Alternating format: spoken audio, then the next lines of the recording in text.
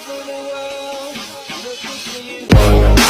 it all apart, but I wish you not stay in the back room, something in the Pengertian resiko. Resiko sendiri adalah suatu keadaan terhadap ketidakpastian dan tingkat ketidakpastiannya bisa diukur dengan kuantitatif. Resiko juga bisa diartikan dengan suatu keadaan ketidakpastian apabila terjadi sesuatu yang diinginkan bisa menimbulkan suatu kerugian. Semua kerugian yang dilakukan secara individu atau perusahaan di dalamnya terdapat resiko. Resiko dalam aktivitas bisnis juga dihubungkan dengan besarnya pengembalian yang akan diperoleh oleh pengambil resiko. Semakin besar resiko yang dihadapi, semakin pula perhitungan yang didapatkan. Jenis-jenis resiko. Menurut Hanafi pada tahun 2016, terdapat dua jenis resiko secara umum.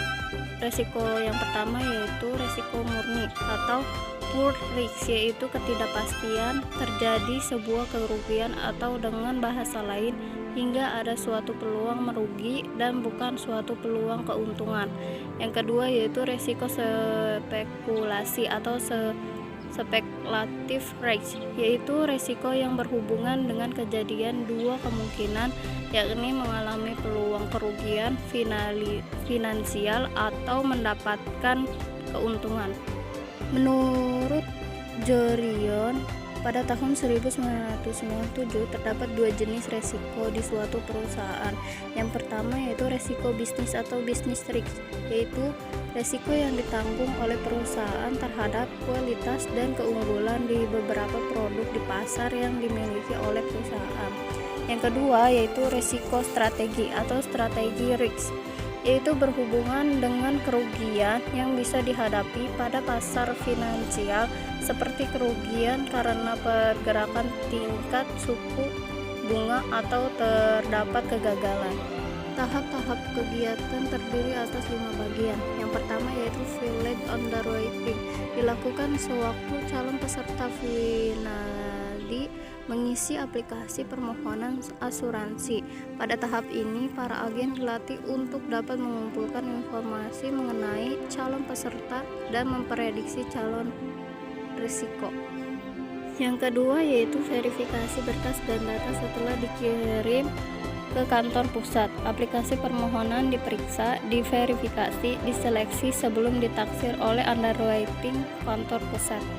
Yang ketiga yaitu mengumpulkan informasi sumber mengenai kondisi calon peserta, laporan pemeriksaan kesehatan, keterangan dokter pribadi, keterangan agen, dan inspection report.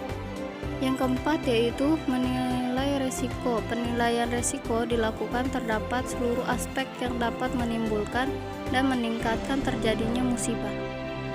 Yang kelima yaitu membuat keputusan underwriting. Keputusan ini dilakukan setelah tahap proses seleksi sebelumnya telah dilalui. Cara kerja underwriting. Underwriting bekerja dalam senyap tapi memiliki hasil nyata berupa persetujuan atau penolakan permohonan kredit atau asuransi yang diajukan oleh calon nasabah.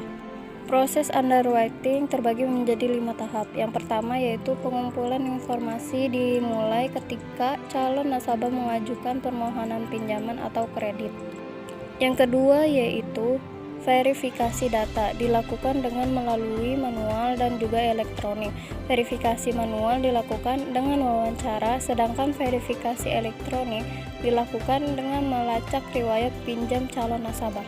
Yang ketiga yaitu appraisal atau penilaian agunan. Tahap ini bertujuan untuk memastikan nilai pasar dari aset yang digunakan dan aset dalam kondisi baik, sehingga underwriting tidak memberikan kredit dengan nilai yang melebihi nilai pasar dari agunan saat ini. Yang keempat yaitu analisis keuangan nasabah. Tujuannya ialah untuk menghitung dan mengetahui rasio utang atas pendapatan yang dimiliki oleh nasabah. Yang kelima yaitu keputusan. Di tahap terakhir ini adalah pengambilan keputusan, apakah menyetujui atau menolak permohonan pinjaman yang diajukan oleh calon nasabah. Jika bank selaku underwriting menilai bahwa calon nasabah memiliki kelayakan untuk mendapatkan pinjaman, maka pinjaman disetujui. Demikian sebaliknya.